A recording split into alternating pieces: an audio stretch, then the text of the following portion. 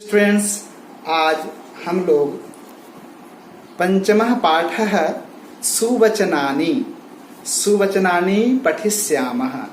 पश्यन्तु सुवचनानि।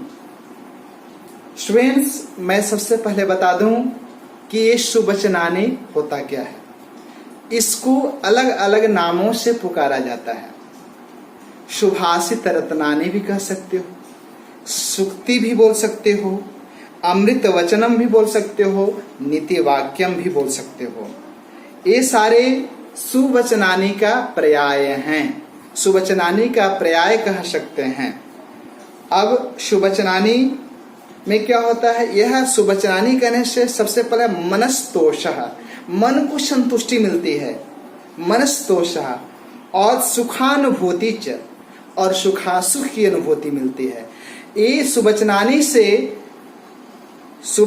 से दूसरों को कष्ट पहुंचाने के लिए नहीं कथन कहे जाते हैं। ये तो शाश्वत सत्य है, किसी को हो सकता है खराब लगे, लेकिन इसका उद्देश्य कभी भी नहीं होता है कि दूसरों को क्लेश पहुंचावें, दूसरों को कष्ट नहीं। यह सत्य होते हैं और हितकारी होते हैं।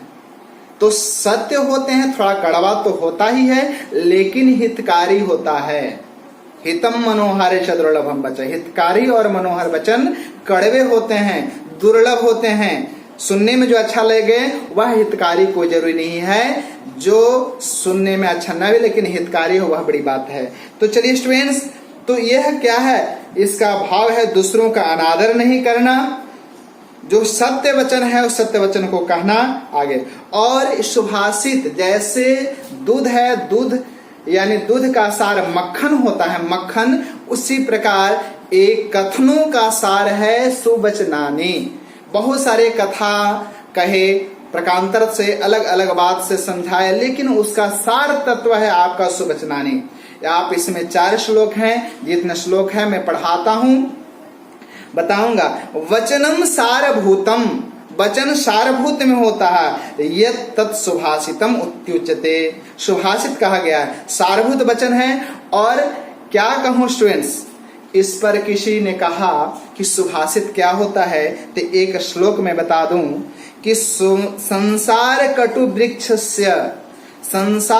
वृक्षस्य द्वे फले अमृतोपमे, संसार कटु वृक्षस्य द्वे फले अमृतोपमे, सुभाषित रसास्वादः, सुभाषित रसास्वादः सजनैः सह संगति। इसका भाव क्या है? संसार है बड़ा ही कड़वा है, तो संसार एक कड़वे रूपी, संसार जो है कड़वे रूपी वृक्ष है। इस कड़वे वृक्ष पर केवल 2 फल अमृत के समान है।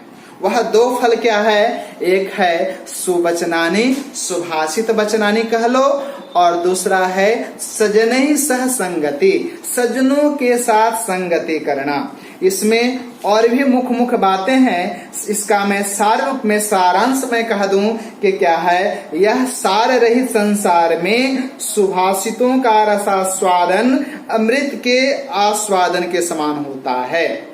दूसरे नंबर पर सुभाषितों का आस्वादन करना दुख निवारण करना था। यदि सुभाषित का आस्वादन कर लेते हो, उसका जो रस है रस ले लेते हो और उसको अपने जीवन में आत्मसात करते हो, तो दुखों को दूर करता है। सुभाषित मन के द्रवित होने का भाव कारण होता है। मन के द्रवित होने के कारण ये मन द्रवित करता है सुभाषित। और सुभाषित यदि स्वीकार करने योग्य हैं, यहाँ तक कह दिया यदि सुभाषित स्वीकार करने हैं, छोटे बच्चे भी यदि कहता है तो वह भी स्वीकार कर लो। यह सुभाषितों की महिमा है। तो आइए हम सुवचनानि में पढ़ेंगे। पहला जो श्लोक है बड़ा ही मार्मिक श्लोक है, विद्या। आगे मैं श्लोक पढ़ दूं, एक बार सुन लो, तब मैं बोर्ड पर लिखता हूं।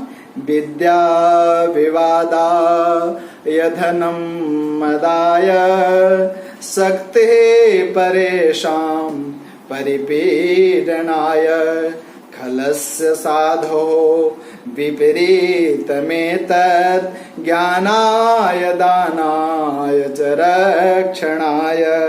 अब मैं बोर्ड पर लिख देता हूं स्टूडेंट्स, देखोगे। विद्या विवादाय धनम मदाय शक्ति परेशान परिपीडनाय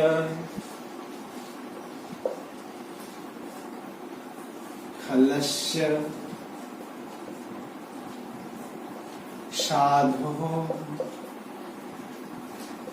विपरीत मेतत् ज्ञानाय दानाय च रक्षणाय। देखोगे, विद्या विवादाय धनम मदाय शक्ति परेशान परिपीडनाय खलस्य साधो विपरीत मेतत् ज्ञानाय दानाय च रक्षणाय। अब इसका अन्वय देख लोगे, अन्वय से समझने में सुविधा होगी आपको। अन्वयः, अन्वयः क्या कहता है? खलस्य विद्या, खलस्य विद्या विवादाय, विवादाय धनम मदाय शक्ति परेशान परिपीडनाय भवति। भवति को ब्रैकेट में ले लोगे, ठीक है। ये बोर्ड पर दूसरा अन्वय का दूसरा पार्ट मैं बाद में लिखता हूं। खलस्य, खलस्य का अर्थ होता है दुष्टस्य, दुष्ट की, दुष्ट की विद्या। ये तीन चीज दिया है, तीन प्रकार का धन बताया गया है। विद्या रूपी धन है, धन रूपी धन है और शक्ति रूपी धन है। ये तीन धन का प्रयोग दुष्ट व्यक्ति कैसे करते हैं, इस श्लोक में ही समझाया है। खलस्य अर्थात दुष्टस्य, दुष्टस्य विद्या विवादाय। यहाँ खलस्य में षष्ठी विभक्ति हो रही है, विद्या है प्रथमा विभक्ति और विवादाय, तो विवादाय मदाय परिपीडनाय में चतुर्थी विभक्ति होती है। तो विवादाय ने विवाद करने के लिए होता है। खलस्य विद्या विवादाय भवति। खल यानी दुष्ट की विद्या विवाद करने के लिए होता है। पुनः लेंगे खलस्य धनम मदाय भवति। खल का जो धन होता है, दुष्ट के पास जो धन होता है, अहंकार के लिए होता है। अहंकार यानी दिखावा के लिए होता है। उस धन का उपयोग दूसरों के भला के लिए नहीं हो सकता। खलस्य शक्ति परेशान परिपीडनाय, और खल के पास जो शक्ति होती है वह दूसरों को दुख पहुंचाने के लिए होता है। अपना जो ताकत है वो ताकत जो है दूसरों को दुख पहुंचाते हैं, ये खल का है यानी दुष्ट का है। और खलस्य कहता है एतत् विपरीतम। अब ठीक इससे उल्टा विलोम में देख लोगे तो खलस्य षष्ठी व्यक्ति है, तो साधु यानी सज्जन, सज्जन का यानी साधु, साधु का षष्ठी व्यक्ति हो जाएगा साधो। ऊपर में श्लोक मिटा रहा हूं।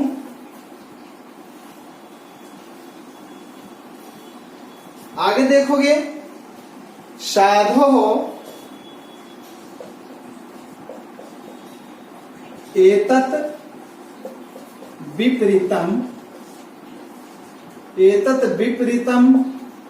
अब देखोगे एतत् विपरीतम, इससे उल्टा क्या होगा? ज्ञानाय दानाय रक्षणाय च भवति।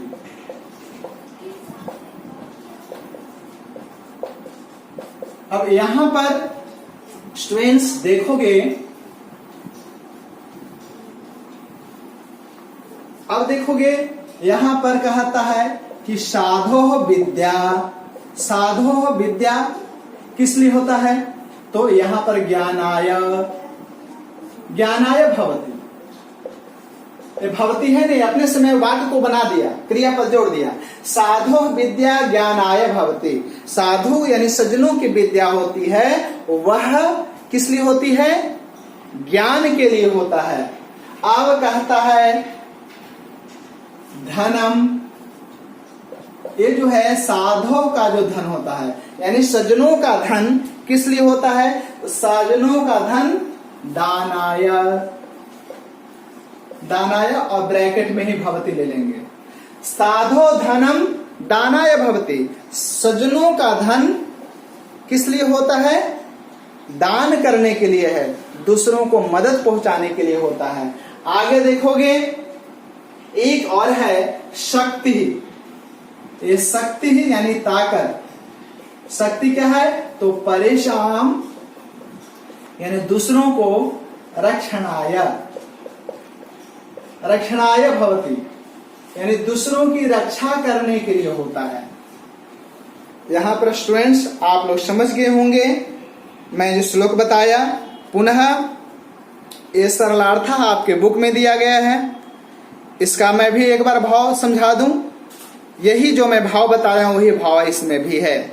यदि दुष्टानां समीपे विद्या भवति तर्हि ते अस्याः उपयोगम विवादस्य कलहस्य कृते कुर्वन्ति। क्या कहा? दुष्टों के समीप विद्या होती है तो इसका उपयोग विवाद करने के लिए होता है। धनम प्राप्यते अभिमानम कुर्वन्ति, और दुष्ट व्यक्ति धन प्राप्त करने के लिए, दुष्ट व्यक्ति के पास धन प्राप्त हो जाता है उसका अभिमान करते हैं, घमंड करते हैं। शक्ति है उपयोगम, शक्ति है उपयोगम अन्येभ्यः दुख दानाय कुर्वन्ति, शक्ति का उपयोग दूसरों को दुख पहुंचाने के लिए। इसी प्रकार सज्जनों की विद्या, धन और शक्ति जो होते हैं च भवन्ति तदा तेषाम् उपयोगम ज्ञानस्य, विद्या ज्ञानस्य कृते, धनम दानस्य कृते, शक्ति रक्षणाय कृते भवन्ति, रक्षणस्य कृते भवन्ति। चलिए स्टूडेंट्स, यह पहला श्लोक में बताया। अब मैं दूसरा श्लोक बताने जा रहा हूं। एक श्लोक और मैं बता दूं स्टूडेंट्स, छोटा ही वीडियो लेकर मैं चल रहा हूं, ज्यादा लंबा नहीं करूंगा। मैं 2 श्लोकों की व्याख्या कर रहा हूं, ठीक है। अब चलोगे दूसरा श्लोक में है अयम नीजः परोवेति गणना लघु चेतसाम उदार चरितानां तु वसुधैव कुटुंबकम। चलिए स्टूडेंट्स मैं लिख दूं अयम नीजः परोवेति, अयम नीजः परोवेति गणना लघु चेतसाम उदार चरितानां तु, उदार चरितानां तु वसुधैव कुटुंबकम, वसुधैव कुटुंबकम। आइए समस्त पद है स्टूडेंट्स में उसको अलग अलग कर दूंगे। यहां पर परोवेति शब्द है तो यहां पर परह, परह शब्द है, वाह है और इति है। ये 3 शब्द होंगे। परोवेति में 3 शब्द होंगे, परह, वाह, इति। वाह मतलब होता है अथवा, परह मतलब पराया। अब चलोगे वसुधैव, वसुधैव में वसुधा प्लस एव, वसुधा प्लस एव शब्द बनेगा वसुधैव।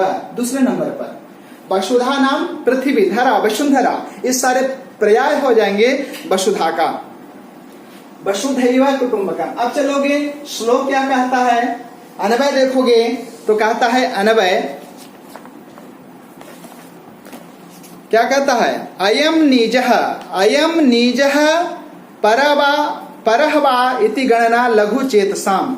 यह मेरा है, यह दूसरों का है, यह मेरे पुत्र के लिए है, ये भतीजे के लिए है, ये मेरे लिए है, ये मेरे पड़ोसी के लिए है। ऐसा जो विचार करते हैं गणना लघु चेतसाम, यह छोटी विचार वालों को, छोटी हृदय वालों के लिए है। लेकिन उदार चरितानाम तो, इससे जो ऊपर पढ़ गए, अपने बेटे अपने भतीजे में फर्क करना बंद कर दिए तो उदार चरितानाम तो, और इससे भी ऊपर जो उठ जाते हैं उनके लिए तो सारा वसुधा ही। तो उदार चरितानाम तु वसुधा एव कुटुंबकम, यानी पूरा वसुधा ही परिवार हो जाता है, पूरा वसुधा एव कुटुंबकम परिवार हो जाता है। यह श्लोक है, श्लोक का भाव हुआ। इसका देखोगे सरलार्थ जो आपके बुक में दिए गए हैं, अयम ममास्ति अयम अपरस्य अस्ति, यह मेरा है, यह दूसरों का है। इति निम्न श्रेण्यः मानवाः चिन्तयन्ति, निम्न श्रेणी का मानव का विचार होता है, ऐसा विचार करते हैं। परंतु उत्तमानां मानवानां कृते, उत्तम मानवों के लिए तो संपूर्ण संसार एवं स्वपरिवारस्य तुल्य भवति, अपने परिवार के जैसा होता है। परिवारस्य तुल्य भवति, परिवार के समान होता है। जैसे अपने परिवार के साथ व्यवहार किया जाता है, अपने संतान के साथ व्यवहार किया जाता है, वैसे ही होते हैं। अपने परिवारों के साथ जो व्यवहार किया जाता है, वैसे समस्त प्राणियों से व्यवहार होने लगता है उन लोगों का। तो ये है उदार चिंतन, यानी महापुरुषों का जीवन इसी प्रकार होता है। अपने से उठ करके अपने समाज, अपने परिवार से उठ करके अपने राष्ट्र के लिए काम करते हैं, वैसे होते हैं लोग। तो चलिए, उतना तो नहीं हम कर सकते हैं, लेकिन अपने से हम दूसरों को जरूर थोड़ा मदद का अभाव हो, और कम से कम, सब तो इतना संभव नहीं है, जितना कहा गया उतना संभव नहीं है, लेकिन इससे थोड़ा सा उठ करके हम थोड़ा सा उदारता का परिचय जरूर दे सकते हैं। चलिए स्टूडेंट्स, आज मैं आप लोगों को 2 श्लोक बताया हूं और 2 श्लोक का उच्चारण में किया हूं, अन्वय करके सुनाया हूं और बहुत अच्छे तरह से समझाने का कोशिश किया हूं। तो आप जरूर ही इस वीडियो का लाभ लेंगे और अच्छा लगेगा तो जरूर कहेंगे, शेयर करेंगे। Thank you students.